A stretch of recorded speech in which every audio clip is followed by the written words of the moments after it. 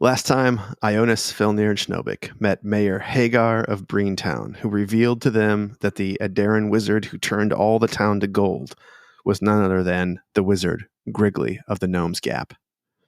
The same wizard who was once king of the Moonbrook Elves, and if ancient warning signs can be believed, the warden of something.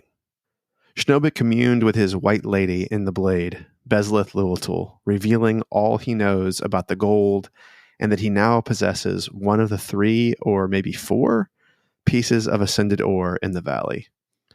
She does not hesitate and tells my last, sends him in a new direction, straight to the Gnome's Gap and Griggly. But what is the most pressing thing for the dads? Finding out what Griggly knows, preparing for another Gith attack on Brinetown, bringing the Owlwood army and the Brinetown regulars to heel under the Free Breen banner, or something further south in the Gilbrain wilds. There's a lot for the dads to decide what to do. But for now, it's time for the Dungeon Dads. Heroes rise, heroes fall. I see them on the front line, standing tall. They're risking life and limb to answer the call. But what they fighting for? Don't know, don't care, just along for the ride. But if everyone must stand, I'm gonna make sure I'm gonna win inside. Hey, everybody, and welcome back to the podcast, episode 74 of Every War Must End, the Dungeon Dads podcast. Yeah. Woo. As always, I'm your DM, Tom Blaylock, and I'm joined, as ever, by Sam Frank playing Schnobik the Bastard. What's up, Sam? Good to be here. Yes, indeed. Big things today, I think. Oh, Tim Carr playing Filnyr Omajira, the warlock who is suddenly central to the narrative of the story once again. What's up, Tim? Hello. What's going on? Oh, man, I'm just so excited. I'm so excited to get to it. And John Watson playing Ionus Silhavind, the wizard and the possible king of all of this, maybe at some point. Certainly a good wizard. Certainly that. are we sure? I think so. Words like wizard and king that have to do with my character. I mean, life is pretty good. Well, not neutral wizard? Are you sure it's not a neutral wizard? I think he's lawful good. I think that's his thing. I mean, for all that helps. That definitely not true. Oh, definitely not true. Okay. I think I've proven that as well. What did you write on your character sheet? Neutral good. Install shield wizard. Oh, neutral good. Oh. Yes.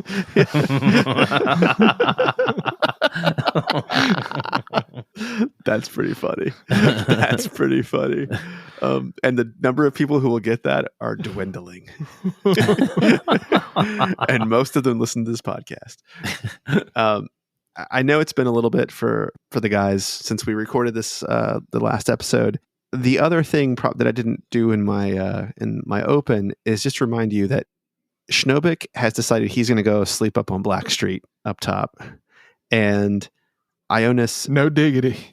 and Ionus and Filnyr have decided to take the warden's house down on Yellow Street, which is at the river level, which can be barred with steel beams to keep it locked in. So I think, the party is split right now. I have a feeling you guys will figure this out. Now, I am prepared to do a small hand wave here. And I don't want to have a lot of fuckery where you guys are like, no, but like, what color is the rocks outside of the warden's house? I'm telling you, there's nothing to those rocks. I will give you all a long rest. Fantastic. In exchange for you all telling me kind of right now what you think you're going to go for next. So, Isn't the plan still to go get the ghost? I know what I want to go for next, but if you could remind me, I was trying to remember and I didn't get a chance to look back. Did Bezleth give me any more specific instructions except to go to Griggly? She said to go to Griggly. She gave you a way to get to Griggly, which you know is sort of a faulty way to get to Griggly. It's like a way that takes time. It's using the pathways, the contrails that Ionus used to get here, which had him like losing time. You actually have ways of getting to him now, like instantaneously. She wants you to take this, and the two fellas do. I mean, Ionus and Filnyr don't know about this, but she wants you to take the ascended ore to Griggly, and she wants you to find out, what he knows about the Gilbrain elves. Okay. And what was the color door I'm supposed to go through? Green. If you're, it's green if you're in the contrails. Yeah. Green always leads to Griggly, is what she told you. Griggly, green. Griggly, green. That's it. Pink. 0, 1. Pink 0, 1. Yeah, I think Ionus would want to talk to Griggly to find out what's going on. He's definitely, if the contrails is brought up to him, he's definitely not going back in there. Sure. But Waverly gave him a scroll that will open up a portal directly to Griggly. That's right. So if we're hand waving, Ionus would first ask Griggly through sending. Okay. What kind of time passes if he goes to visit him? Oh, Ionus, it is very good to hear your voice. The Gnome's Gap is a place where time stands still for your mind. He'll send one more time. So I go there and no time passes. Well, within reason. It will be mere moments. If you came to me and you were in a room crowded with people, you might be able to come to me and have a conversation and return in the time it takes for someone to exhale. Okay, so that's new, because I was under the assumption that Griggly's area would make us lose time. So I would present that to Filnyr and Schnobik and see if that Ionus is going to want to go to Griggly directly. Yeah. Schnobik follows his lady's orders. I mean, our plan had been to go through Brinetown and then wrangle the ghost and Felipe. And so we're taking what seems to him like a hard left turn. Well, the problem is that we have an entire portion of the town that is gold, Yes. we are supposedly defending, and we have 3 days to set up a defense for it because they're coming back for it. And we don't know why Griggly did this in the first place or what we're even doing. Right. We also know that they have done this multiple times before and have not been able to figure out where the gold is. And they know exactly where they're going to pop up. And there is basically nothing left below the bridge, right, Tom? That town south of the bridge is burnt, flooded, mostly destroyed. That's correct. So everybody that's living in Brinetown right now is essentially north of the bridge. North of the bridge, yeah. And that's why we need to go get the militia and bring him back. But if this is going to take no time, still a detour from a detour as far as Schnobik's concerned. But right. His lady said go, and so he's set to go. Well, oh, go ahead. I was going to say, I think we should have this conversation in character a little more than on the meta level. Well, right, wait a second now. Wait a second. But if we can all sort of agree that that's the outcome, can we hand wave it now? I guess that's true. I guess this is me saying for once. What color are the flags that are up on the towers? Yeah, we can assume that we had that conversation, we all agreed, and we're good with going to Griggly. Okay. Yes, if we believe that the time spent with Griggly will essentially be negligible in terms of real time, I think Filnyr could be convinced. And, obviously he's not really going to leave his wizard. Yeah. And he will have assurances that if we do this and it is the time of an exhale, we still have 3 days to go get the militia and bring them back and defend the city. All right. So as you guys are having a conversation in character, Listeners, Is imagine this the next morning? Yeah. so the next morning, We have rendezvoused. you have rendezvoused in the warden's yellow street home. You have fixed your spells. You have done all of those things. You have fully healed up. You are full up on spell slots, and I'm assuming Ionus was going to use the scroll Donatus. Yeah. And I would also like to gird my loins. gird your loins for the field of battle. Sure. So you feel the building slip a little bit. You feel it's noticeable. Like it's so noticeable it freaks you out. It's probably only an inch or so, but this building is sinking. And one of the walls, which is painted blue but is pure gold behind the paint, you see a face begin to come out from it. And it's a bearded face, and it's pure gold, and it just says, "Do not waste your once a day use of that wonderful scroll I provided you, wizard. Here, use my door." And you realize the front door of the building that you're inside of, from the inside, it's now painted green, and there is a triangle of numbers on it, but it looks like it would be some kind of lock of some kind. And the numbers disappear, and they sink into the door, and the door slowly opens. And you are looking at... It's the grove you were in before. It's the Gnome's Gap, just outside of this house. Ionus, this is what you were expecting, is it not? Yes. I believe it was. It's the first time that I suppose I've been a part of making it happen, but so it's a little jarring. But yes, no, it appears we're here. Schnobik, are you ready? Yes, let us go. We'll walk in. All right, we go in. So it's the same hut you were at before. You're just outside of it. It's a small clearing. There's a small fire pit. You hear rustling in the woods all around you.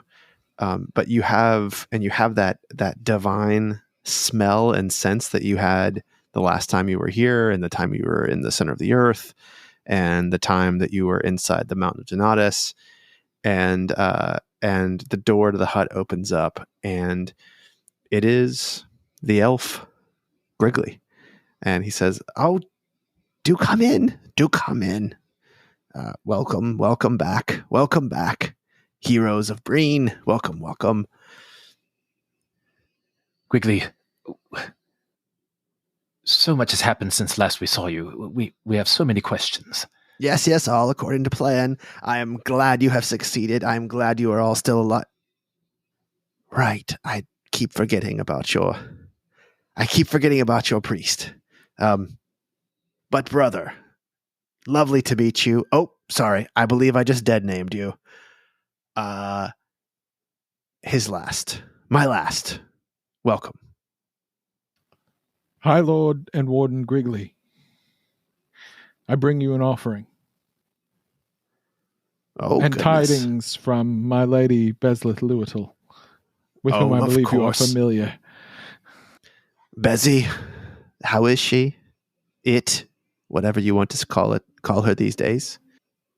She is full of passion and purpose, but struggles mightily against incredible odds. Yes, she didn't take the news I gave her 300 years ago quite well. She ran off, not in the literal wilderness, but in the wilderness of her mind a bit. Sorry to see that happen. Schnobik takes a moment. He's like, I don't really know what to do with that. I present to you this token of my lady's goodwill. And I pull the ascended ore out from under my shirt and hold it out to Griggly. Now, do these guys know that you had this thing? Filnyr does. Filnyr pointed it out to Schnobik in the first place. Okay. Ionus is surprised. Griggly takes a hanky out of his pants pocket and puts it over top of it, grabs it, throws it into the fire pit that's in the middle of his hut, and the fire burns green. And he says, very good, very old. I remember when this one was made. How did you come across it? In your own words. He's speaking I Schnobik, took yes. it from Yes. an unworthy bearer. Oh, everyone is unworthy, are they not? Some of My us last. strive to be more. True. Very well. And he looks over at Ionus and Filnyr and says, and I'm happy to report that my favorite still yet lives. Despo Goodshower is among us still. She will ascend. I am almost positive of it. Is she on a journey to ascend now? She doesn't know it, but she is on her way out. How much do you know? And he sort of sits down and he pulls out a pipe that is looks a bit like a saxophone. So it comes way down and it sort of opens up in this like S shape. And he opens up a pouch on his side and in it is hard pieces of ladybone that look like the linders that you guys wear. And he takes it in his hand and he crushes the linder, and the ladybone dust is like falling down around his fingers, and he holds it over his pipe, and it's up so high there's no reason why it would all make it into the pipe itself, and he just opens his hand and it all neatly falls in, and he uses a finger, and he uses his little halfling finger that's on his left hand, and a fire comes out of it, and he sucks in his pipe, and he says,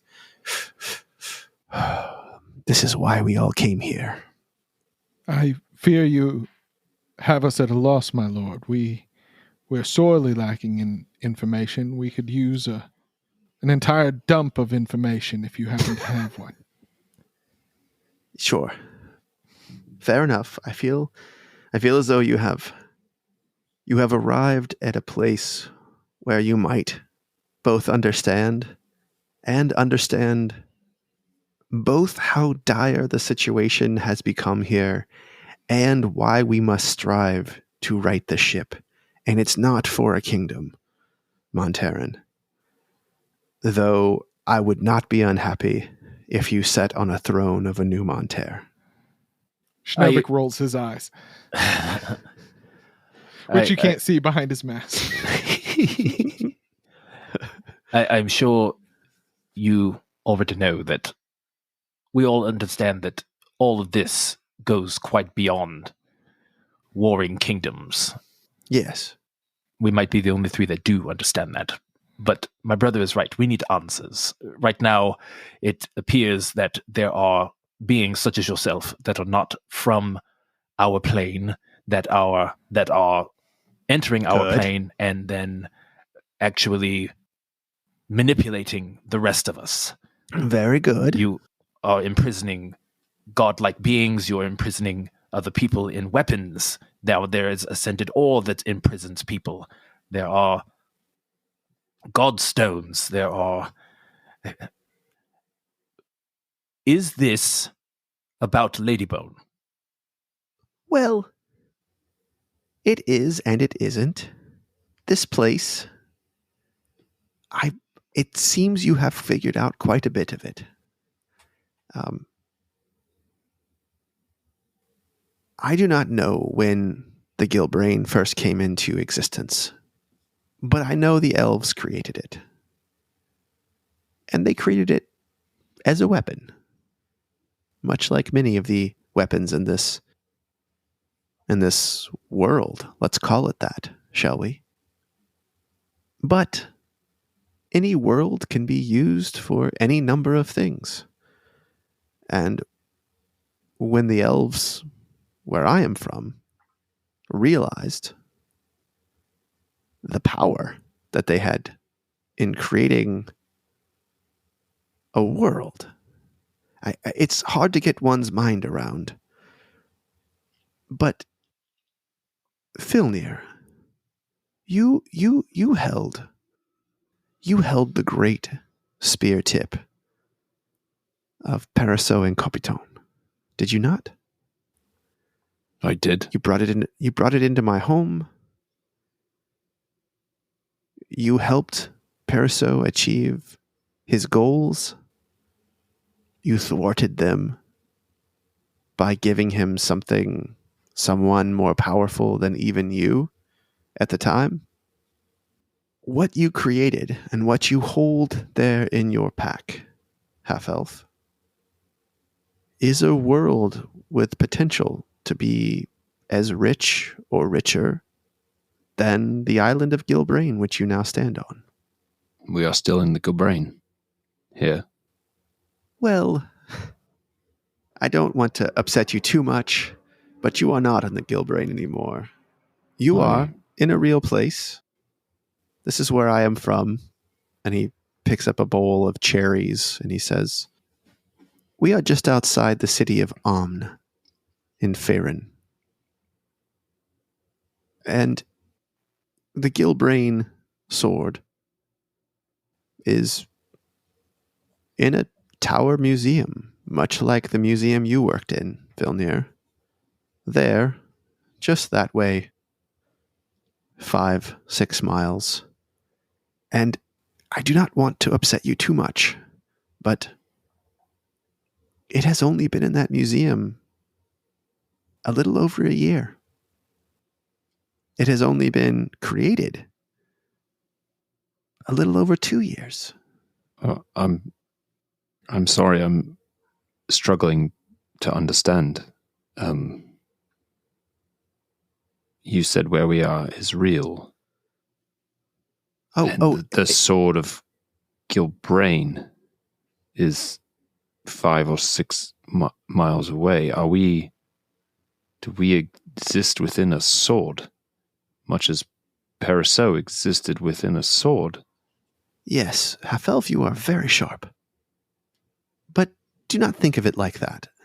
Is it swords all the way down? How many layers of swords can there be? Is Faerun within a sword? This is what this is the kind of thoughts that will make one go crazy. And cut to podcast over. Yeah, and the thoughts that I did not want to share with your compatriots. I almost wish you had said it is and it isn't again. Well, it is very difficult for one to understand one's own home when they are in it. If we are in a real place now, are we real by your definition? Well, of course you are. Are we free to leave from here? Well, that's where it gets more complicated. First, why would you want to? So you are in a very special place. Have you not seen The Truman Show? I have no idea what you're speaking of, half-elf. One sometimes gets an urge to simply leave when the reality around them begins to crumble. That play by the traveling bard Truman. Well, here about the nature of created realities. Yes, I saw that one. I believe I have made the mistake again. This is how I explain things to the elves. the Moonbrook Elves many years ago, and I believe that I made a mistake then, and I'm making it now. You are now seeing through the eyes and perspective that my once queen Elspeth saw it as. She sees these things as not real. She sees you as not people. But if you think of the Ascended Ore and the Godstone and even Paraso and Capitan, even Quiet Dark, which you hold in your hand, has such potential. If you think of them only as doorways, then I think we're a little closer to the reality. Now, they may be the only door in or out, but you have met Elspeth, yes? We have. She destroyed your book, did she not, wizard? She did. And Griggly reaches behind him and presents you another book, and he says, you may have this one. It's the same as the other one. Use it if you wish. Do not use it if you don't wish. You have far exceeded my expectations for you already. Well, thank you. She sees these things as small fictional places with fictional beings, and she has a mission to destroy them because they bring such power. And Gilbrain, the time on Gilbrain moves so quickly compared to the time in Faerun. And this is what Elspeth and I were sent here to do, to build a world where we could entrap our foes and have them spend hundreds of years in a prison. And the original idea is that once they had served their time, they could return and they would be changed men and women. That we could build this place as a kind of sanctuary for lost souls. But they still kept their same nature. And what she is seeing, and what I see, is that there are some who have either they already knew the riddle, or they have figured out the riddle, and they are going to try and ascend out of this plane and return. But it has only been a year since they've been here, and their powers have grown exponentially because they have been here for 1,000 years. You have met one such prisoner. I believe he looks like a thief to you. Yes, Willem. He is in the form of an old god of humans named Grumsh. You know this, yes? We do. But he he was is imprisoned here. trapped within our sword. Yes. Well, I don't believe he's trapped inside of you. Oh, you mean the sword of Gilbrain. Sure. Yes. So the problem is, we did not realize that we were already stumbling upon a prison which had already been created for us. There are older things here that occupy the darkness. And they have become so powerful that if they are unleashed onto Faerun, I do not know what would happen. But each one of these charneled blades, ascended ore, all of these receptacles, every time they are created inside another one, time is different in them. And you will soon venture to the Gilbrain wilds, where you will meet a true Gilbraini elf, one who was born here, of Faeruni elves, but he does not believe there's anything but this world. When you say this world, you mean the Gilbrain? The Gilbrain. And he is now he has figured out somehow what Elspeth and I attempted to destroy. The instructions on how to create more of these. And he has created worlds within worlds within worlds. And he is sending researchers who need time, and they go in as young interested elves, and they come out, old studied elves, and reveal the secrets of the universe to him. And their power grows more than even, I won't say mine, but they are discovering things even Elspeth and I dared not even ask. Griggly, may I ask you a question?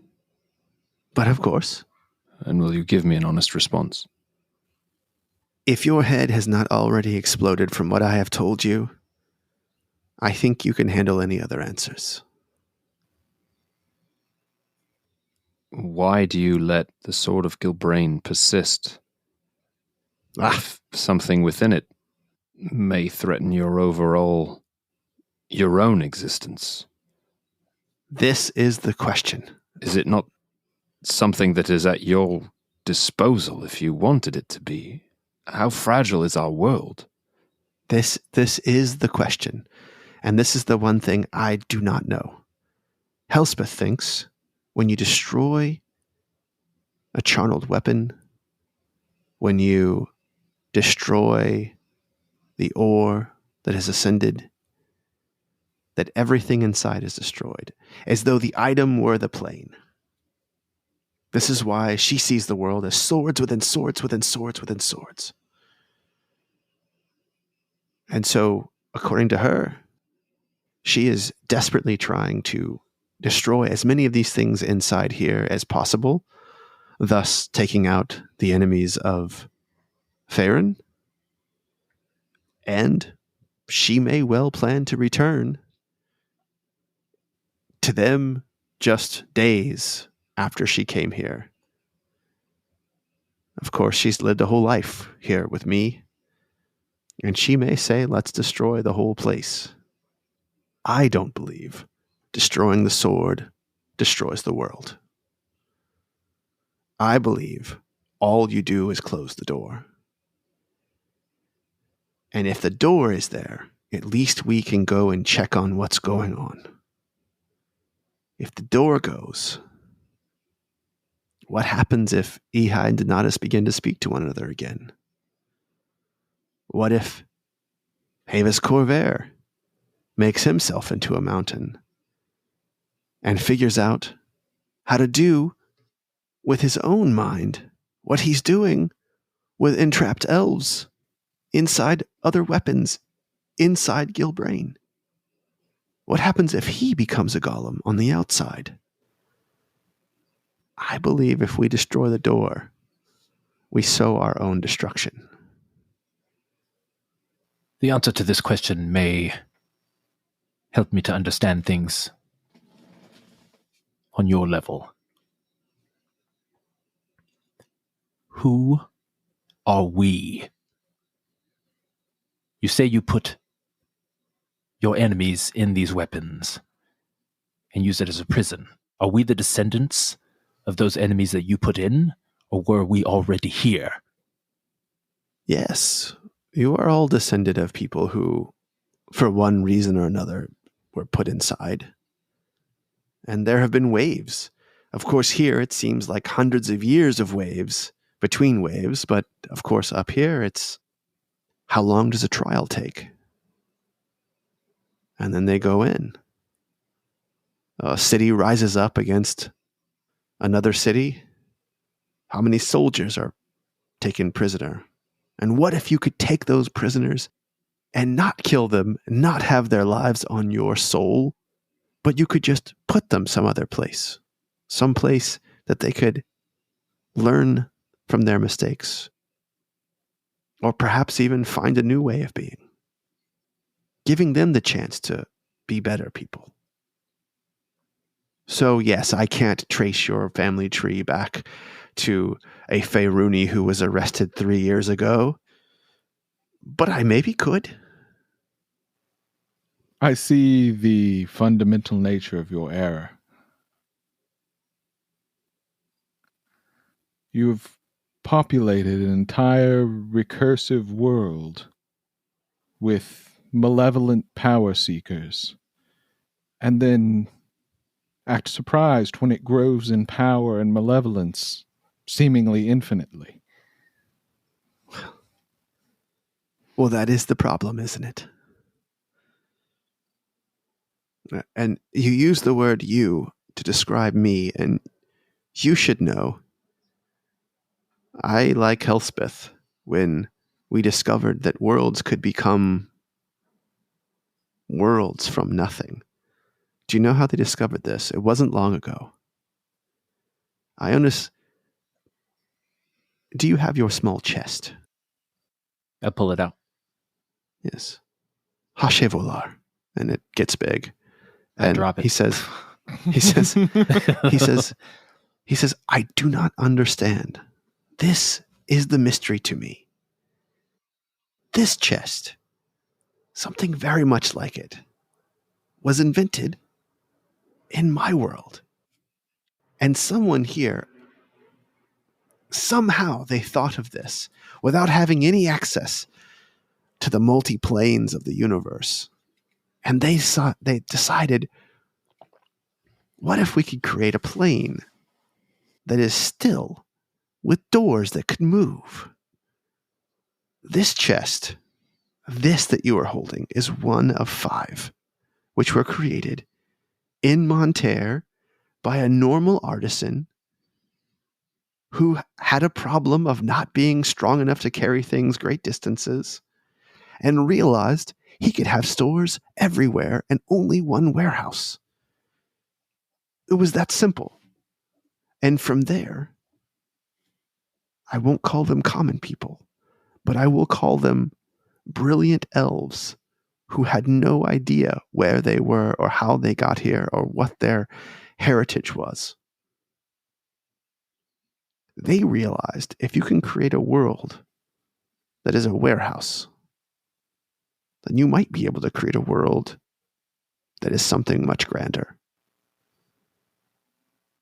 This happened only 1 year after the Gilbrain sword was created in our world. Can you fathom how terrified I was as warden of this place when I saw that their technology was catching up to ours? Havis Corvair, if he is let loose, we don't have things like he has where we are now. And he sort of motions like out away from his hut. He says, of course, I'm learning their tricks. I'm bringing them back. My city's the most powerful city in all of Faerun now. And so my colleagues, they think it is a good thing. They are doing here what Havis Corvair does in infinitesimally small places. They're observing him. I am observing him. I bring back the items and say, can you help me defeat this item? And they study it and they say, well, we can't help you defeat it, but we can make one like it. And yet the sword persists.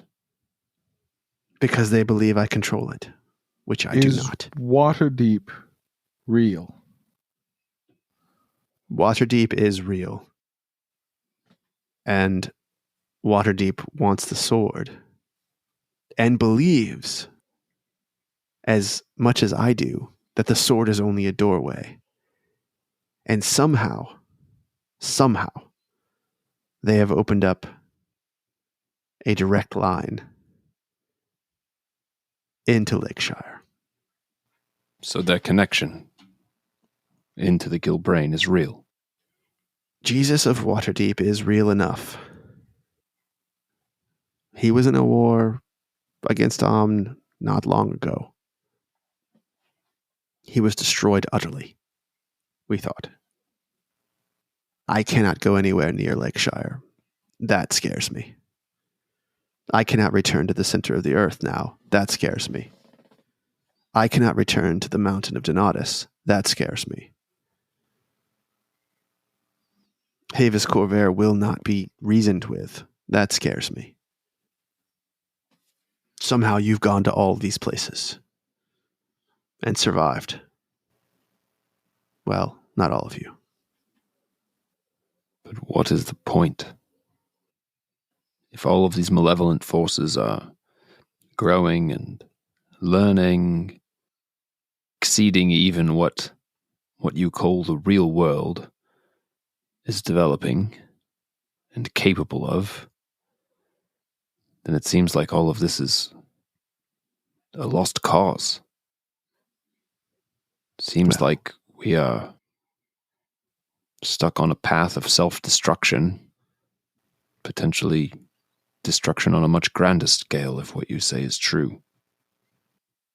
Griggly, what would we do that could possibly change this?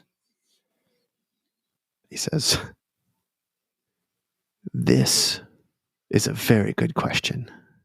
And he goes Better over have to a a fucking answer. he goes over to a small medicine cabinet, and he opens it up, and he's mixing things, and he says, "Just 1 second. It will be worth the wait." And he walks over to where the fire is, and he reaches his hand in. He's not burned, and he pulls out your ascended ore, Schnobik, and he hands it to you, and he says, "This fire is the heart of Gilbrain." And he pours this elixir that he has just mixed on it, and the fire stops moving, but it remains hot. And he reaches over and he grabs a piece of it, and he lifts it up, and the whole fire, the fire itself, is lifted up into the air, but it's static. It's not moving. It's not flickering. It is as though Like he a picture poured of fire. a picture of fire, but his hands are gripped around it.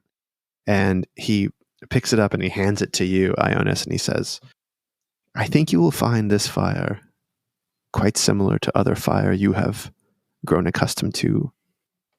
And he hands it to you. He says, it's hot, but you can hold it." I reach out and touch it first. It's hot, but it's not that hot. It feels like a frying pan that you just made an egg on, and have taken it off the fire for a couple like 30 or 40 seconds, so you can hold it without burning yourself, but it's very hot. All right, I allow him to put it in my hand. Yeah, it's big, but it probably only weighs 2 or 3 pounds. Huh. And he says, "I don't believe the Gilbrain can be destroyed as long as this stays outside of it. This is the heart of the Gilbrain. I believe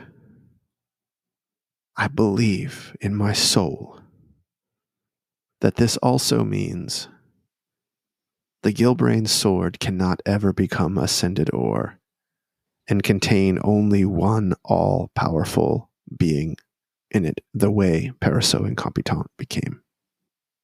And he asked you to see your ascended ore, Filnyr. He says, "Yeah, you have the lead. You have the piece of lead, do you not? I do. May I see it?" What is within this one?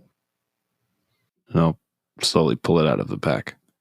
Yeah, he says, "If you would travel inside of this one now, you would find Herr Walter Faust inside of it, trying to figure out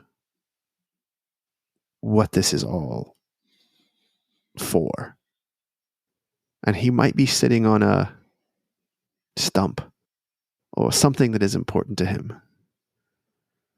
And if you could take that stump out, I believe not only would it end the possibility of new charneled items from being made there, but I think it might also sever that world which he might well create one day from the physical object. I don't believe Elspeth can destroy the sword and destroy the island unless this is returned to it. This, meaning The fire, which Ionus now holds." Why this? How do you know it's this? Well, I went to the center of the world, and I asked Ehi. And she told me, and she showed me where it was, because she did not want to be destroyed. And she entrusted me with it, and now I have it. So Ehi is not your enemy. You did not imprison Ehi. Well, I did catch up. But she has lived a life. She has found a goddom. She does not want to be destroyed. She does not want to leave. Why would she? She was a pariah here. It seems to me that the greatest threat to our world now is that the door to your world is still open. I would agree with that. People like me will always be able to find our way back. Because we know of this plane. But there's a room with people who may only say a few words and then touch the sword, and they are taken here directly. Every plane can be walked to somehow. But most planes do not have such an easy route. A route that allows no shortage of villains to lay waste to our home. That's right. I see that you would have us bring this world to heal. Ease the minds of the people of Faerun that this place only grows in power and evil. But from where I stand, the evil that is here is sent here by you. Oh, it's too complicated to explain to you. I am your ally. I am not sending people here. I was chosen to be warden for the very fact that I did not believe we should be doing this endeavor. They said, "Go, Griggly. You will see it will work. People will be changed and improved, and we don't have to deal with them in our world anymore." And many have improved. Many have improved. Have they left? Well, they died, but their children did not continue in their awful ways. As children are wont to do.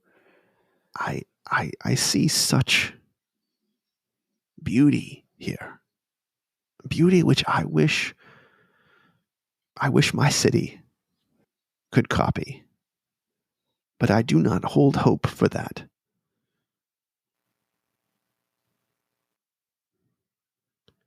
Who created this place? That's a complicated question as well. I just need a name. Here's what I can tell you. Elspeth and I... Well, what is it you call her here? Pyromancer. Elspeth is not a pyromancer. Yes, she plays with fire, and she is quite good at it. She is what we called a tuner. She was the one who was able to make the space's nature more predictable. She's the one who created the contrail, which you were lost on, which 1 day equals 1 month. Think of that mathematical exactitude. That takes a tuner, and that is what she is. I'm a soul trapper. I was able to take people and force them in. We had a priest long dead named Corvair who created the first ore using the plans that Liaman made for his tiny chest. But the world existed when I arrived. without us putting someone here first. In the months or years or whatever it was that this world existed, it may have even predated. There are those of my kind who believe that when you do this work, all it does is create a door to something that's been existing for a very long time. But I have seen the early days of a plane take form in a charneled weapon. So I do not believe them that this was already existent for many years before we arrived, but the time matters. It could have been 1,000 years from the time we created it here until we first stepped foot in it, just moments later. You say you are our ally in this. Our ally in what? Well, I believe you probably want to preserve the Breen Valley, not have interlopers from the outside coming in. That would be a nice start. And also, I believe you probably do not want Havis Corvair or other upcomers to figure out how to create whole armies in the span of a few minutes. That does seem like something we should avoid. Before these worlds become connected, you must go in, find their hearts, and bring them to me. Elspeth and I can sever the heart from the item. And then I believe we can close the doors. I believe we can close the doors even to Gilbrain, but I'm not willing to take that chance while there are so many charneled items there that have doors wide open. I feel a great deal of responsibility to you, to those who came before you, and to those many, many, many who will come after you. You cannot be left with a world that can be overrun in seconds by a legion of sorcerers and wizards created by time bandits. Are you not able to send help into the Gilbrain for us? You have sent so much evil and so many forces that find reasons to be at odds with one another. This is the kind of thinking which leads you to bad places, Filnyr. We should not send anything else in there. If you want great help, I can teach you how these things work. But you must promise me, you must swear to me that once you have Havis Corvair in hand, that you will disconnect all of the worlds he has created. That you will not let him walk out of here. He must die. Jesus must die. When that happens, Elspeth and I believe we can shut every single door, even the one that we have been using. And our And world maybe you'll be free. It will be in all senses its own real world. Yes, it is a real world. Do not think like Elspeth. You are a real boy. If you are right. I've got no strings. This is all if you are right. If I am right. And our world is gambled on your opinion. Let me show you then. And he goes back over to his workbench, to his medicine cabinet, and he there's a sitting table that looks so much like the sacrificial tables that are throughout the Gilbrain. And he walks over to it and he says, "Let me send you in to another world. It is small, and I have created a true prison for one of Havis Corvair's most disgusting creations. It is like a dragon, but it is steel. It is immune to poison and attacks on his brain. If you do not have magical weapons, you cannot affect it with physical attacks. It can see in the dark. It moves so fast. This world is a small experiment, and I can show you what you will face if he gets his way and unleashes a whole army of these upon the Breen Valley and Gilbrain." No, thank you. "Oh, but there's something in it you might like." How much time do we lose if we go in? "None. This place moves even slower than where we are right now." I hand him his fire back and I walk towards it. All right. And he Are we says, risking our lives walking in there? Ionus, what are we... Schnobik, "You will arrive on a beach. The entire world is only 300 feet in radius. It is a cylinder inside.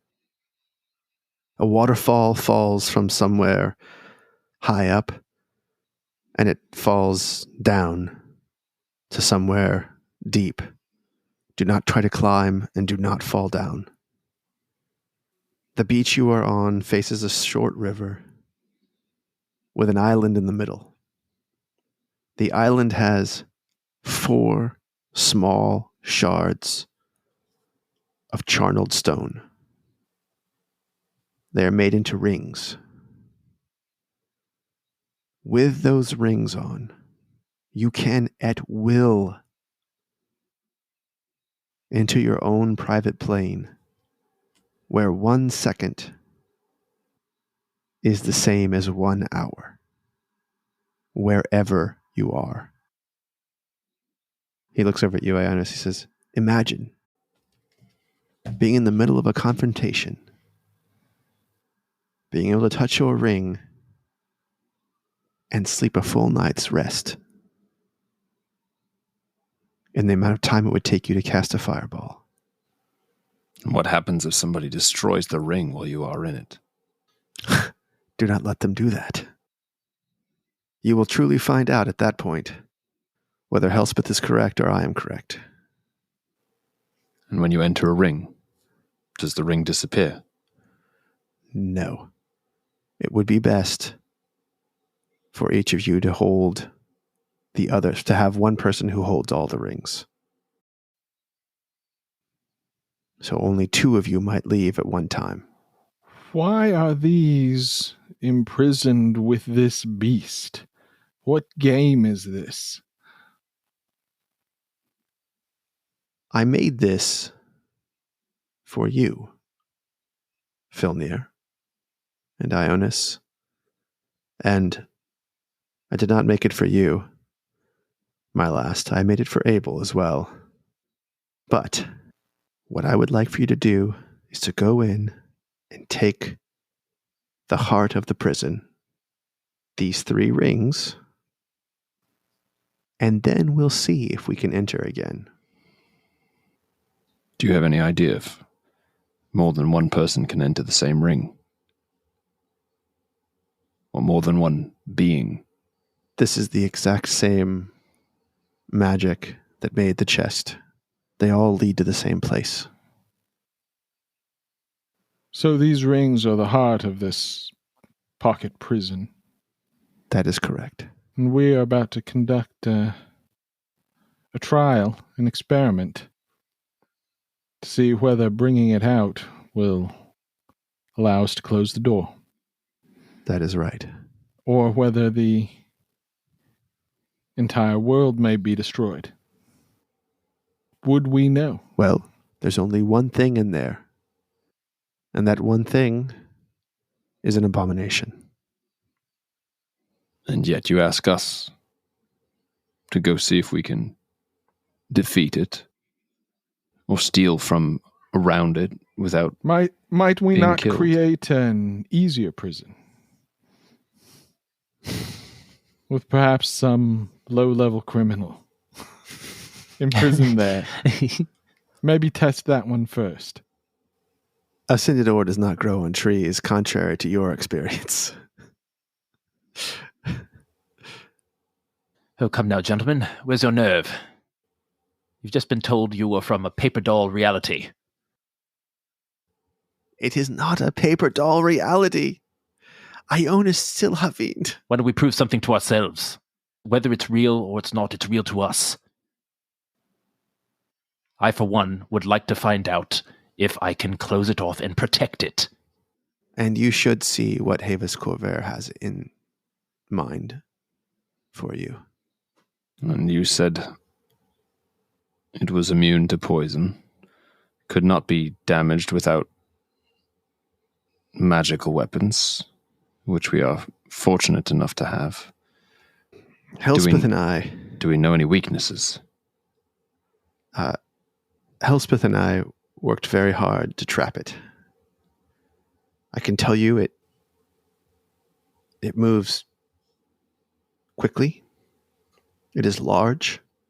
It is a construct created by Havis Corvair himself. It was the first, I believe, before he sent it in with his elves to make many more of them. It will roar at you from great distance, and it can stun you, paralyze you. It cannot be charmed or frightened or exhausted. He looks at you, Filnyr. It cannot be stunned or poisoned. Cold does very little to it. Lightning does little to it. The magic of death does little to it. Thunder does little to it.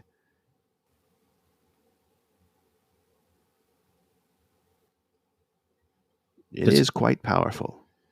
Does it need to be defeated at all? You should see what you are working with, but if you need to get out, then you may get out.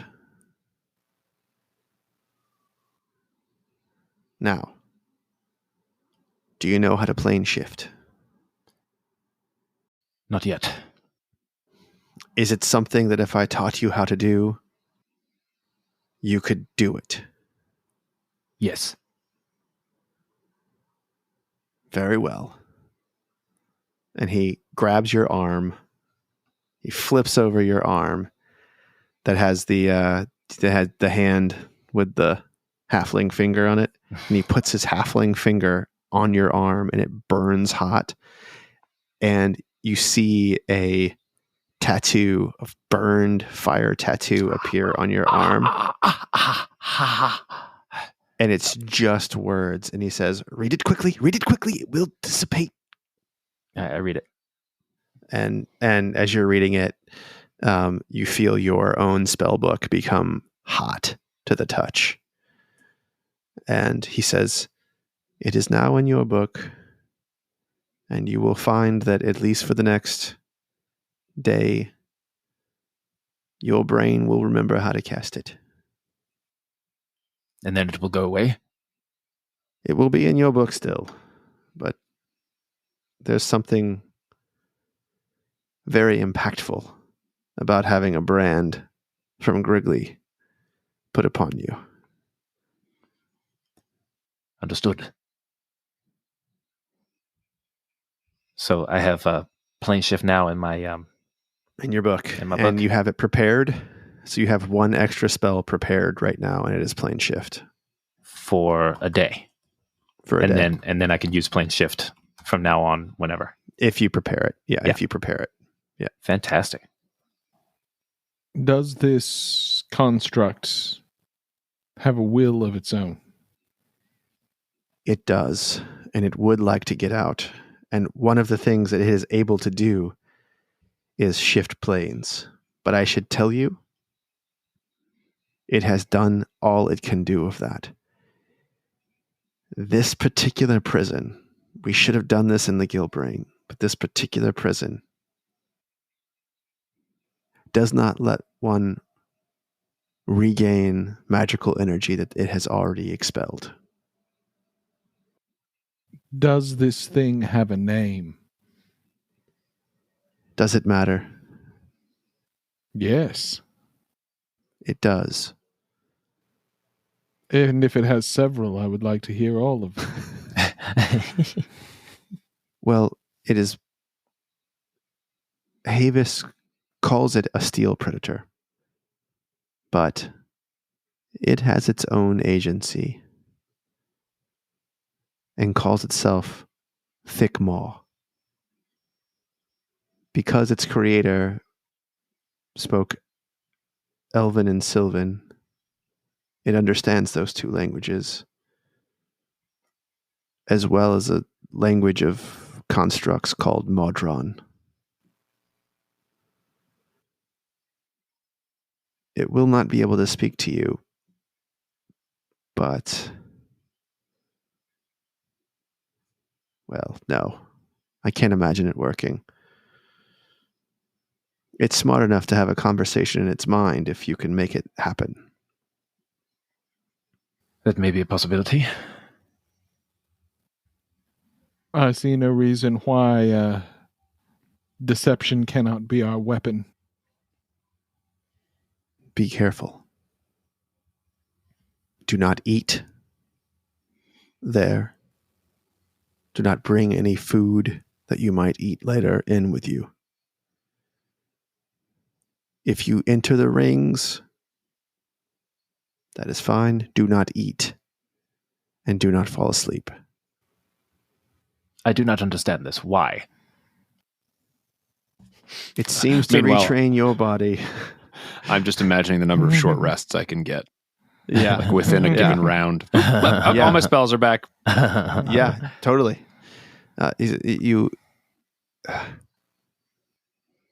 It's like you reset your soul by taking in the food of a plane, by sleeping in the bed of a plane. Then you're of it. Stay of your own plane. If you are struck down there, I feel fairly certain you will return, if not in Lakenhearth, that you will return the last place you were in the Gilbrain. That is something of how it works here when we go into the Gilbrain. I myself have been killed 3 times there. Do you know Oxpix? I do know Oxpix quite well. Is he from here? Have you met Oxpix? We have. He is not from here. He is not from here. He is not from here, but he loves Ladybone and Isn't other all shiny loves. things. Yes. Aside from Jesus of Waterdeep, Ehi, and Donatus, would any of you care to wager what other notables in the Gilbrain may be from Faerun? Havis Corvair, of course. Havis Corvair was born in the Gilbrain, but he left and went to school here.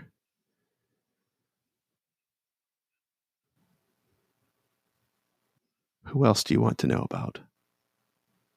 I think it's time to dive in, if that's what we're going to do.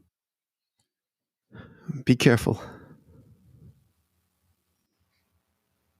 Schnobik, did you want to ask about your father? No. Yeah, and and he looks over at you, Ionus, and he says, I can't believe you will not respect your brother enough to use him by his chosen name. It is not my chosen name. It is my given name. not given by you. Let us into this prison. But I assure you, Griggly, although I've shown you respect, I am real. And if you've played us course you are. false, you will find out how real I am. And if you do something to me here, you might take out one of your only allies. Remains to be seen. Let's go. All right. So he touches the sacrificial table and he says, "This is how we do it here. Lay upon this table." I gesture to Ionus to lay on the table. Filnyr gets on the table. All right. First in all things, brother. So you guys are arguing, and Filnyr just gets up there, and you see Griggly. He pulls out this super long dagger, and he plunges it into Filnyr's stomach. Gods! And there's no blood. And then Filnyr, it's like he just disappears, and it's blood runs down the side of the table, and then it disappears as well. Next. Hurry. You do not want to leave him alone in there. All right, he's my friend. I'm on the table. All right. He plunges the knife in your belly, and it hurts. And blood comes down, and it disappears. My last? All right, I jump on. All right. And you actually don't even feel the knife enter you. You hear it ping on the table below you. And then he says, "Oh, I'm so sorry. I forgot what you had become." And he pulls another knife out. And this one is silver. And he thrusts it into your stomach. And you are all standing on a beach.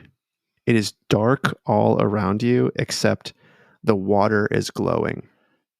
It's a river that goes from a waterfall to the left, which is coming down as he promised, flowing in an S shape about 100 feet.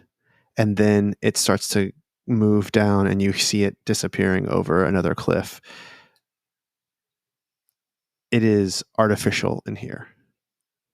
The beach is real. The sand is real. The grass behind you is real. The grass and trees across the river from you are real looking, but there's no horizon.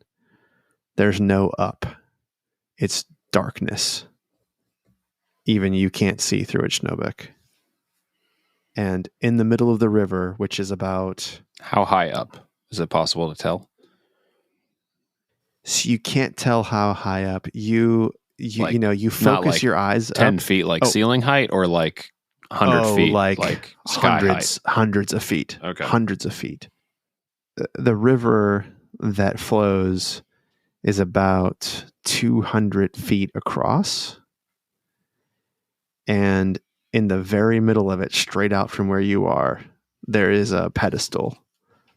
And it's got some things on it.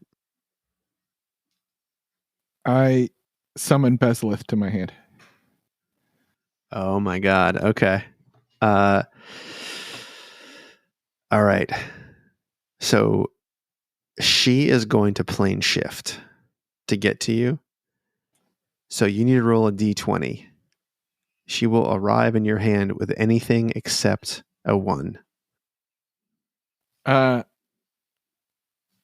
Okay. First roll of the episode. 12. 12. Okay. All right. So she arrives in your hand. My lady, I have spoken with Griggly. He has revealed many truths to me, as I assume you knew he would, and that he has revealed to you. We are now in a pocket dimension that imprisons a construct of Havis Corvair. He has sent us here as an experiment to see if our world can be saved, but there is also power to be gained here, and also danger. She doesn't respond. And it takes a few seconds. And it doesn't seem like she's inside this sword. Whoa. It's like a FaceTime call with a bad delay. It's like, yeah. My lady, speak to me.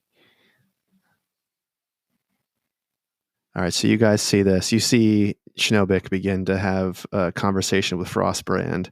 Have they seen Frostbrand before, except for in the lead? He's summoned it to him a few times. In front of you, But though? in private, yeah. In Just private. that one You did it time in in the battle. lead. Yeah, I guess so.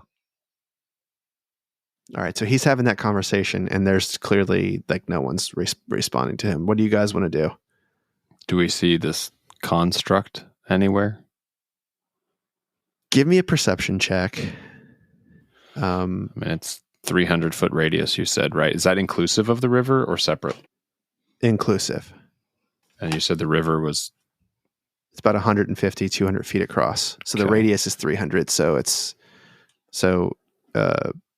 No, sorry. The radius is 150. So it's like there's just this beach, and then there's grass and growth across the way and behind you as well. and is that part that seems artificial, like we can't actually get over there? It looks real. All that looks real. 19 perception. Okay. Yeah. So you see that this grass is super high on the other side of the beach, and there is growth of pine trees, and you can just make out as the grass sort of moves to the side as something is walking on the other side in that growth. Can't hear it. You just hear the running water. That's the only real sound you have in this space. I'm going to run toward the table with the things on it. Okay. So you run across the beach and you get to the water's edge. It's running, but it only looks like it's, a foot deep. It's going to slow you down. And it's about 100 feet to the table. Through 100 feet across the river. Yeah, across through a shallow water. river. Shallow river, yes. I think when I get to the water, I slow down. Okay. Keep my eyes up. And you see that thing moving. All right, how about you, Ionus? Filnyr ran. I ran with him. Okay. I just say, all right, so you guys arrived Filnyr, we at really the water. stepped in it this time.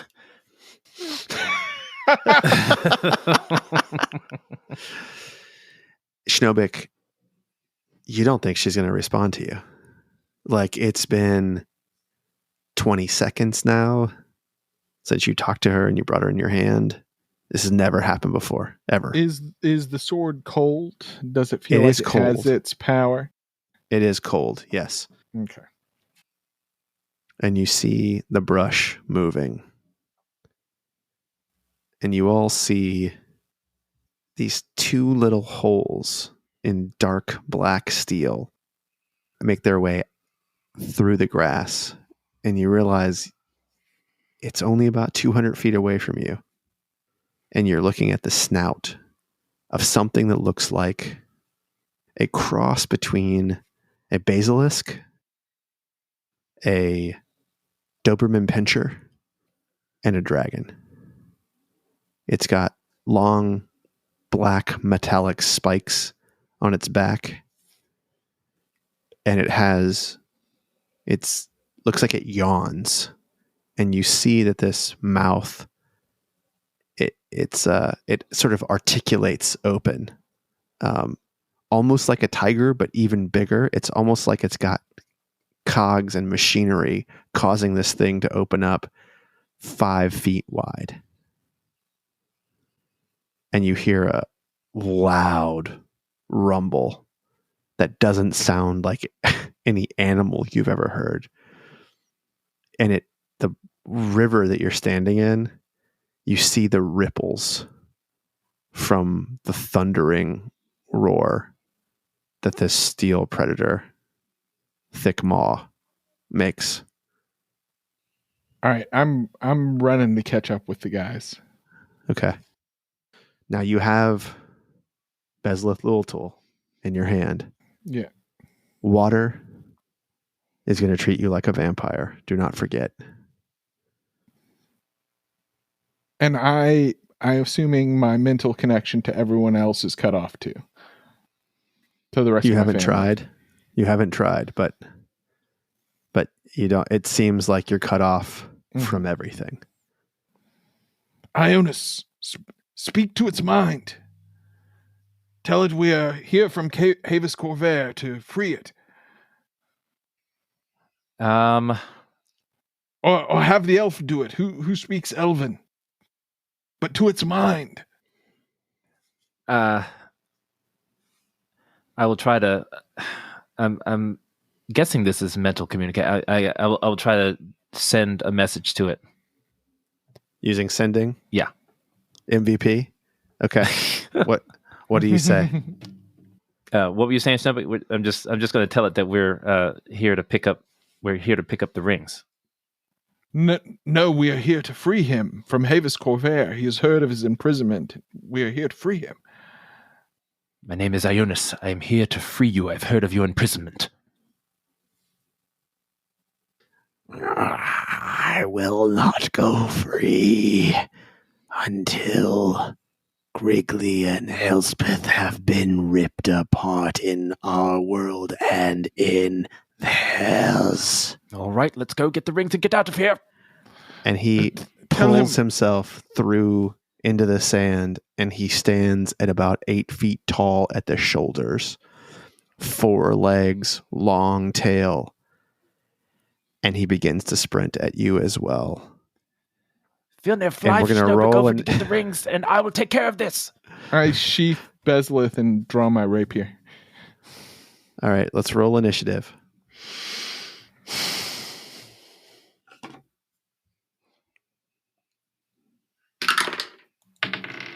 That's a 21.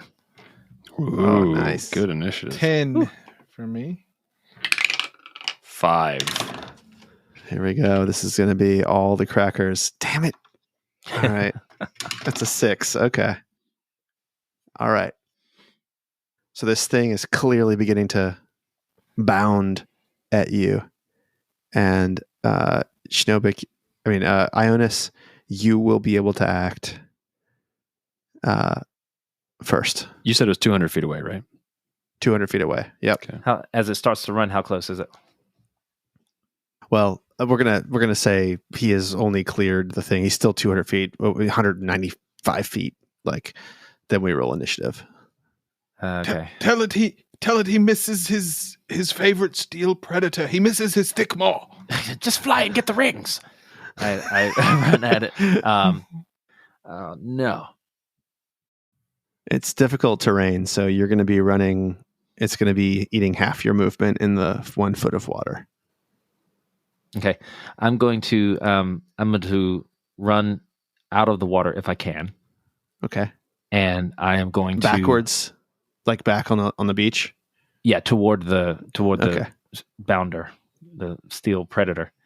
And Oh well, you have to walk into the water, so it's across the river from you, it's on the other side of the river. other side of the river. Yeah. Okay, and he's 200 feet away.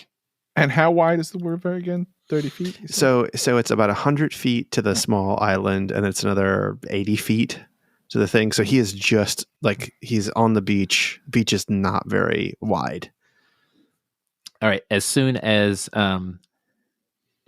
he is 120 feet away, I'm going to move forward as far as I can, 15 feet, I guess. Mm-hmm. As soon as he's 120 feet away from us, I'm going to encase him in a wall of force. So I'm going to hold that. Okay. All right. Wall of force. Dimension door gets you out of wall of force, asking for a friend, right? Yes, indeed. Okay. All right. So you haven't cast wall of force yet. I'm holding it, so technically I have cast it. I'm just holding it. Okay. And how far away does it work? 120. Okay. All right. So it's going to go off when? Tell me when. When he gets within range. And then and then the shape of it is going to be what? A sphere. A sphere. Okay. All right. And you're moving to? Just toward. I'm guessing we're all moving toward the rings. Mhm. So I'm moving with you. I'm just moving as far as I can to close the distance between the guy and myself. All right. Okay. It is Schnobik. So I am a little bit behind them. Yes. Can you just say how much more beach than water?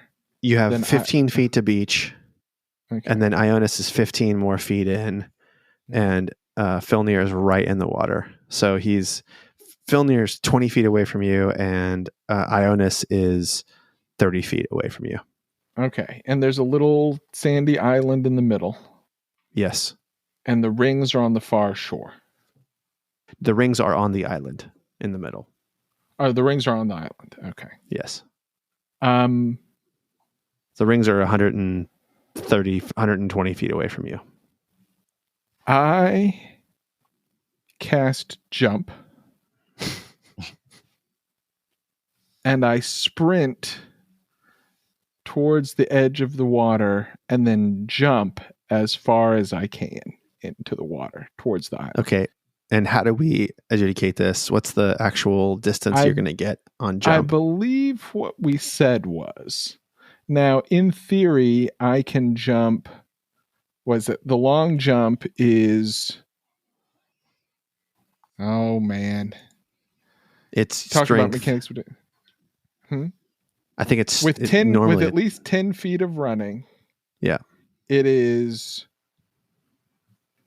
It's your strength bonus. No, I think it's your actual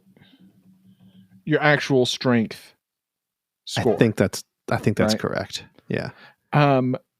And then I've got the boots of jumping and springing, which triple that, and then jump, which triples it again. Now, in theory, so we got you 90 can't- feet. That's right. You got 90 feet, but in theory, you can't use. But we more said than we your adjudicated this movement. the first round that you cast this, you're allowed to do exceed your movement. Exceed it by a dash action. That's right. Yeah. So that would give me 60 feet Yep. total. 15 feet running to the water so I can get another 45 into the water. Is that what we're going to say? Yep. Okay. Which gives me another 35 to the... All right. And when you land in the water, it is real water. And you have Frostbrand with you. But not held. Not held. It's on you though. It's on you. For sure. For sure. Okay. Yeah. All right. So when you land in the water, I will just say that my tooltip here says while holding the sword.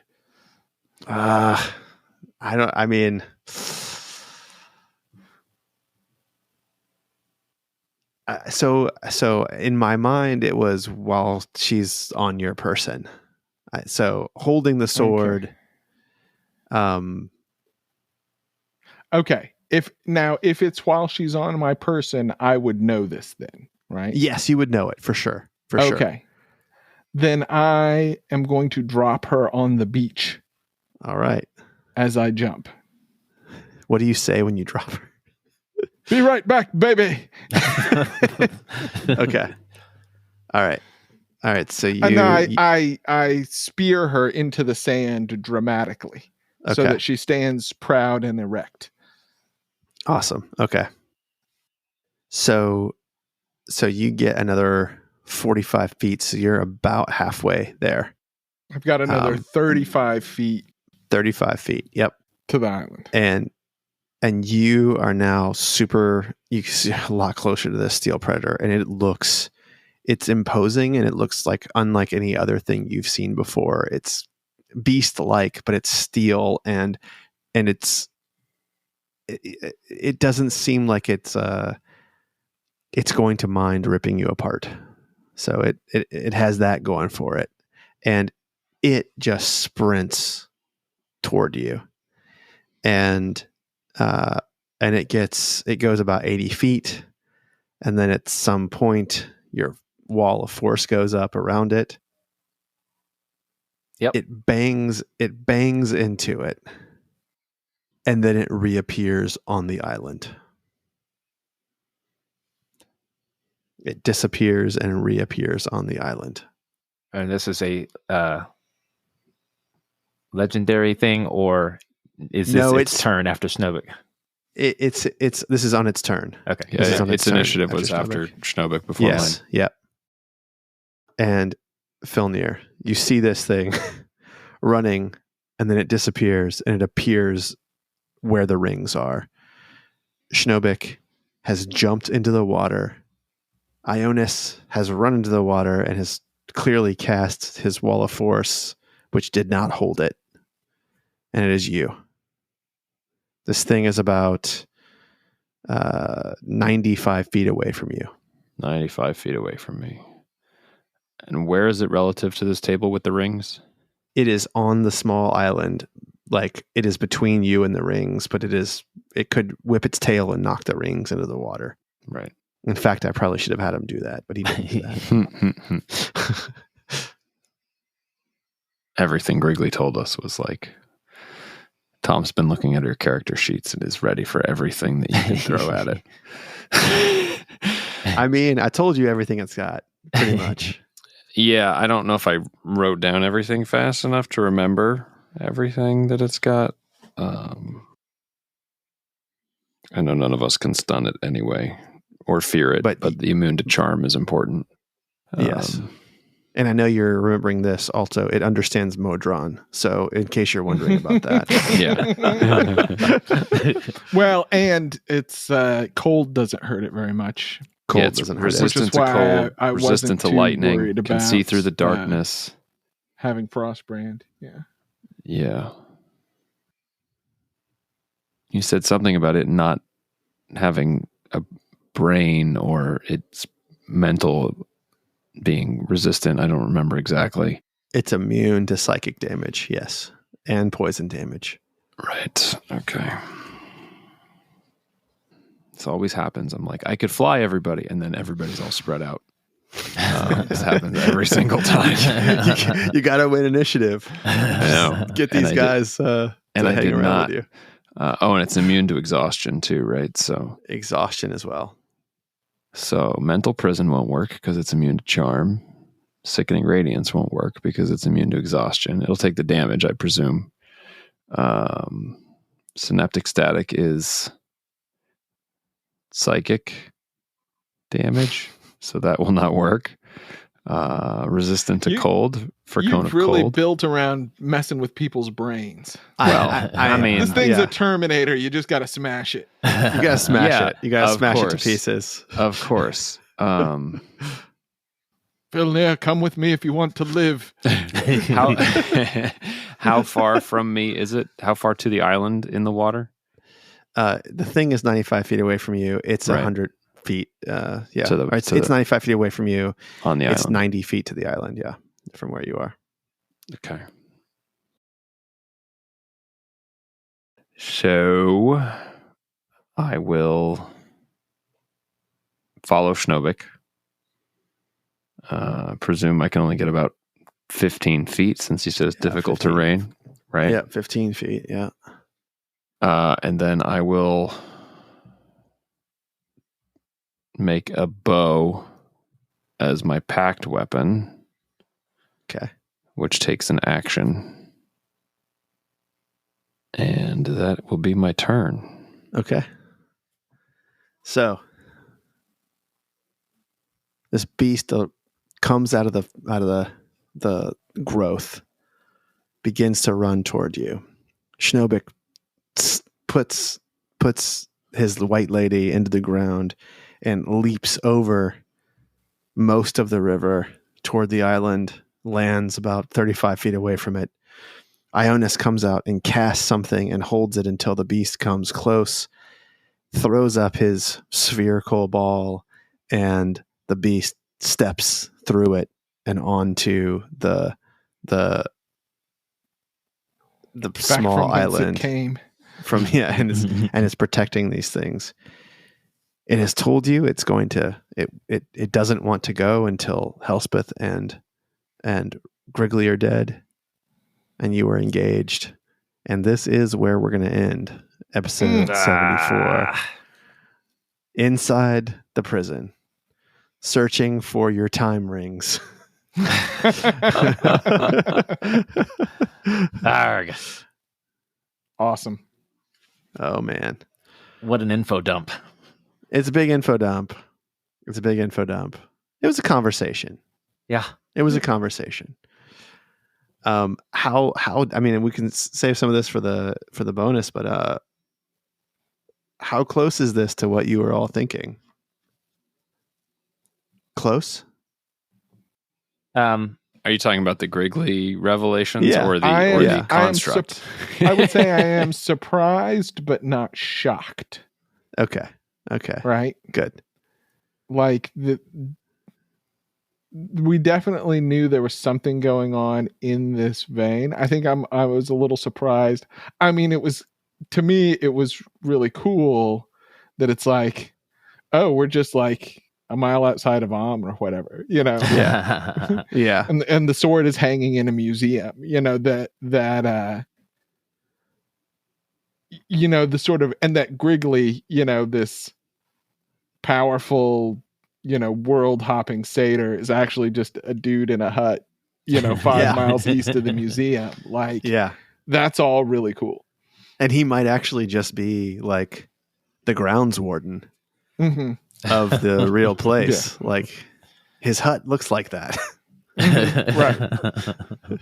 Well, head over to patreon.com/dungeondads and sign up for those bonus episodes, Discord. Really hash this thing out.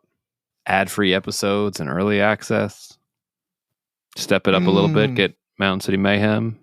And this is something we'll talk about more on the bonus, but it's definitely one of those things too, where the more you think about it, the more pieces slide into place. Yeah. Well, Tom's been thinking about it for years. It's true. I have been thinking about it for years. Yeah. So much to talk about. Yeah, let's unpack it. And if you're not a Patreon subscriber already, get on it. Yeah, thanks for sticking with us. You're going to want to hear this. Yes, indeed. Episode 75 will be next, and hopefully they'll at least figure out some things about this steel predator. Like what its tastes are. Yeah. Does it prefer half elf or vampire? Find out next time on the Dungeon Dads. Toodaloo, everybody. Toodaloo.